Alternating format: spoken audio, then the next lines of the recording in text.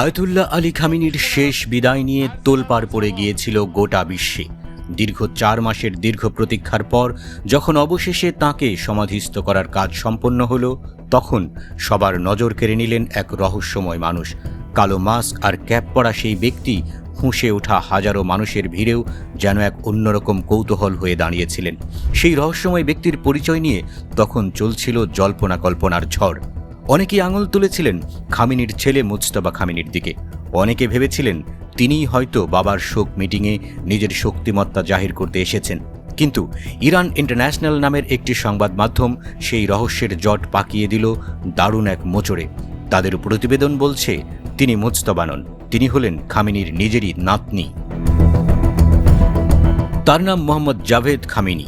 তিনি হলেন প্রয়াত সর্বোচ্চ নেতার বড় ছেলে মুস্তাফা খামেনির সন্তান। কিন্তু এই তরুণ কেন মাস্ক পরেছিলেন তা জানলে চমকে যেতে হয়।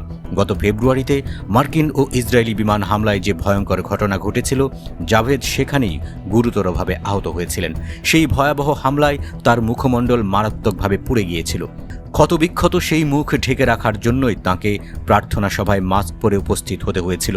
ওই একই হামলায় তার দাদু আয়াতুল্লাহ খামেনি প্রাণ হারিয়েছিলেন, যা ছিল ইরানের রাজনীতির জন্য এক বিশাল ধাক্কা। এদিকে ছেলে মুজতবা খামেনিকে নিয়েও কম খবর ছড়ায়নি। মার্কিন গোয়েন্দা তথ্যের ভিত্তিতে বলা হয়েছিল তিনিও সেই হামলায় মারাত্মক আহত হয়েছিলেন এবং তার চেহারাও বিকৃত হয়ে গিয়েছিল। তিনি অবশ্য এখনও কোনো জনসমক্ষে আসেননি এবং দীর্ঘ সময় ধরে লোকচক্ষুর আড়ালেই রয়ে গেছেন। শোনা যাচ্ছে মুজতবা এখন আর আগের মতো প্রকাশ্যে আসেন না, বরং সামরিক কমান্ডারদের সাথে তিনি যোগাযোগ রাখছেন হাতে লেখা চিরকুটের মাধ্যমে।